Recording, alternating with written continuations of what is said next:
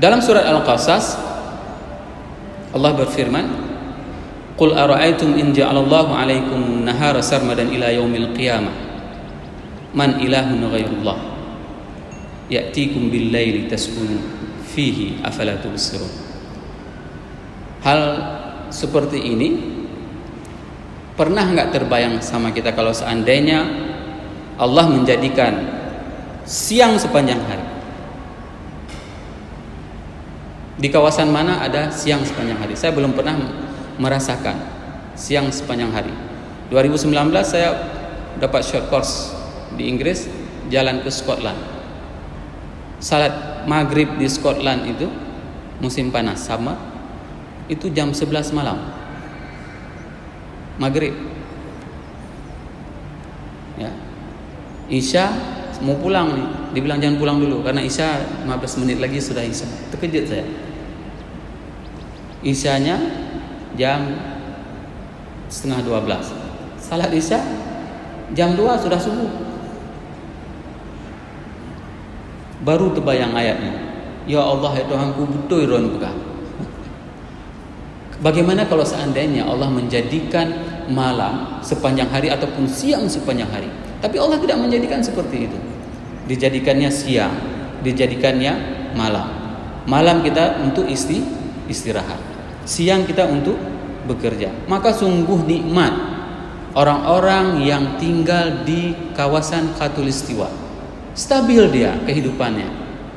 Tidak terlalu panjang siangnya dan tidak terlalu panjang malamnya. Capek ya. Apalagi bulan puasa. Menurut teman-teman yang sempat bulan puasa di sana, bulan puasa jam 12 sudah tarawih, habis tarawih sahur udah subuh. Jadi bayangkan mantu boh po dua, pohole itu boh. Dan itu tidak ada kehidupan. Inilah ngerinya kehidupan di Eropa. Tidak ada kehidupan dari jam 3 sampai dengan jam 9 itu baru ada kehidupan perkantoran. Maka kalau kita hidup dalam keadaan Islam, kita akan hidup dengan teratur. Kenapa? Karena Islam mengajarkan bagaimana tatanan kehidupan kita setelah subuh, kehidupan kita setelah duhur, kehidupan kita setelah asar, kehidupan kita setelah maghrib, kehidupan kita setelah isya. Nah, ini merupakan wa min rahmatillahi lana. Ini merupakan di antara rahmat Allah kepada kita. Apa sekarang yang membuat kita sudah tahu apapun yang dikatakan oleh Allah dan Rasul itu adalah kebenaran. Maka sampaikanlah kepada saudara-saudara kita. Sampaikanlah kepada saudara-saudara kita tentang kebenaran tersebut. Sehingga apa? Sehingga bukan hanya kita yang akan masuk surga. Akan tetapi ada juga di antara saudara-saudara kita yang apabila kita berhasil mengajaknya, mereka akan juga dapat memasuki surga secara bersama-sama. Hadirin jamaah yang dirahmati Allah. Kenapa para sahabat itu mempunyai keyakinan seperti itu? Di dalam surat Al-Ahzab Allah berfirman, "Walamma ra'al mu'minuna al-ahzab qalu hadza ma wa'adana Allah wa rasuluhu wa sadaqallahu wa rasuluhu wa ma zadahum illa imanan wa taslima." Ini kondisi keimanan para sahabat di saat mereka mendengarkan apa saja yang dikatakan oleh Allah dan Rasul, maka itu akan membuat keimanan bagi diri mereka itu akan bertambah. Ya. Kenapa? Karena ini adalah sebuah janji pasti. Karena ini adalah sebuah kepastian, dan kepastian itu tidak akan ada keraguan sedikit pun. Bayangkan di saat mereka disuruh berperang, menggali parit, kelaparan. Ya, ini saat perang Ahzab, kelaparan, perang Khandaq. Mereka kelaparan, dan di situ dikatakan sebuah berita gembira dari Rasulullah bahwasanya umat Islam akan menaklukkan Eropa. Mereka percaya bahwasanya Eropa itu akan takluk, Persia itu akan takluk. Begitulah yakinnya para sahabat ini terhadap apa saja yang dikatakan oleh Allah dan Rasul. Hari ini tidak. Hari ini tidak. Berapa banyak di antara kita yang mau menerapkan contoh yang seperti yang kita katakan pada pertemuan yang lalu. Berapa banyak di antara kita yang mau bersiwak sebelum salat? Memang hadisnya laula an asyukka ala ummati. Kalau seandainya umatku tidak memberatkan, maka Nabi akan menyuruh untuk bersiwak. Berapa banyak di antara kita di saat kita memasuki masjid membaca doa sebagaimana yang diajarkan oleh Rasulullah, kita mendahulukan kaki kanan. Di saat kita masuk ke dalam tandas, kita membaca doa sebagaimana yang diajarkan oleh Rasul. Di saat kita mau tidur, kita menerapkan semua aktualisasi kehidupan kita sesuai dengan apa yang diperintahkan oleh Allah dan Rasul. Ini merupakan sebuah kenikmatan. Sehingga apa? Kita tidak akan pernah merasakan bagaimana lelahnya hidup ini, dikarenakan semuanya itu adalah kenikmatan. Hidup dengan kenikmatan di bawah tuntunan ajaran Rasulullah sallallahu alaihi wasallam.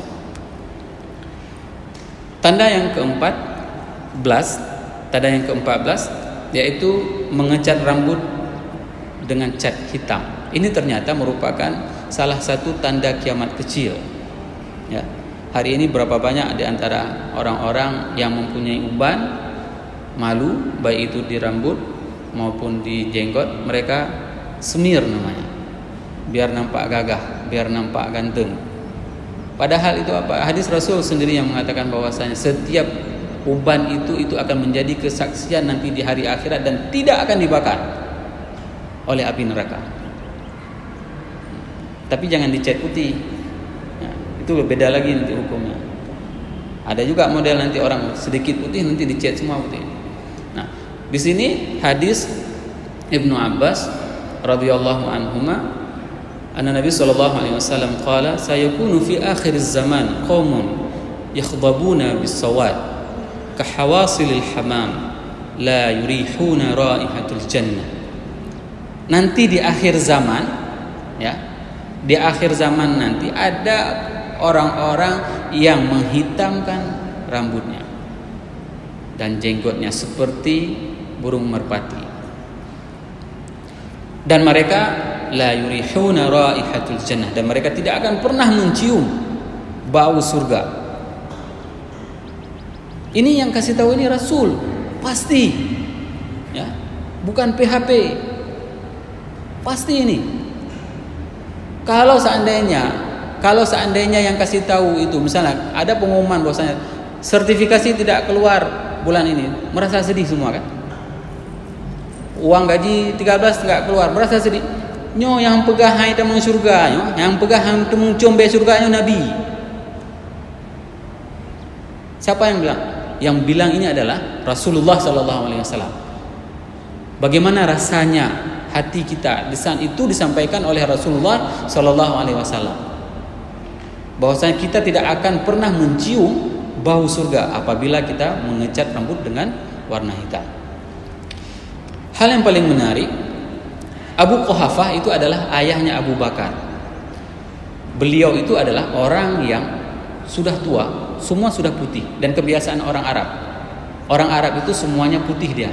Jarang orang Arab tua itu tidak putih jenggot dan rambutnya.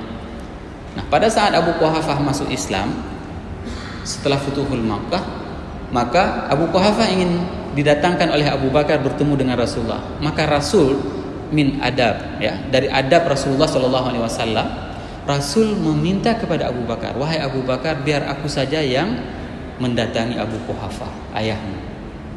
Coba lihat bagaimana adab Rasulullah sallallahu alaihi wasallam. Pada saat itu Abu Bakar mengatakan, tidak wahai Rasulullah, biar ayah yang akan pergi ke tempat, jangan. Aku memuliakan anaknya karena perjuangan anaknya terhadap Islam, maka aku mendatangi ayahmu. Bagaimana pemuliaan Rasulullah sallallahu alaihi wasallam terhadap ayah Abu Bakar. Hari ini hal-hal seperti itu sudah gersang terjadi di kalangan umat Islam. Bagaimana memuliakan orang tua, mengasihi yang muda.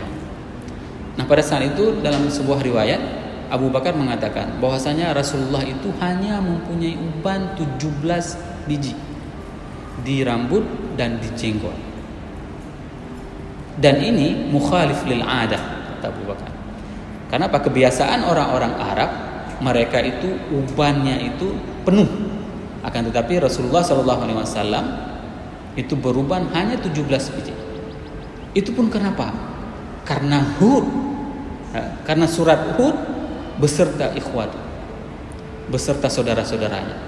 Kenapa? Di saat Rasul membaca surat Hud, ya, itu terisak menangis. Bagaimana kondisi azab, bagaimana kondisi hari akhirat yang sangat-sangat luar biasa. Itu yang membuat Rasulullah itu ubanan. Hari ini, maka kita perlu meningkatkan kualitas kita. Dan alhamdulillah, hari ini misalnya kita sudah membaca Al-Quran ini alhamdulillah. Tapi perlu kita meningkatkan kualitas bacaan kita dalam Al-Quran. Sehingga apa? Sehingga kita juga mempunyai rasa sebagaimana yang dirasakan oleh para sahabat semua. Hanya ini yang dapat kita sampaikan. Subhanakallahumma wa bihamdika asyhadu an la ilaha illa anta astaghfiruka wa atubu ilaik. Assalamualaikum warahmatullahi wabarakatuh.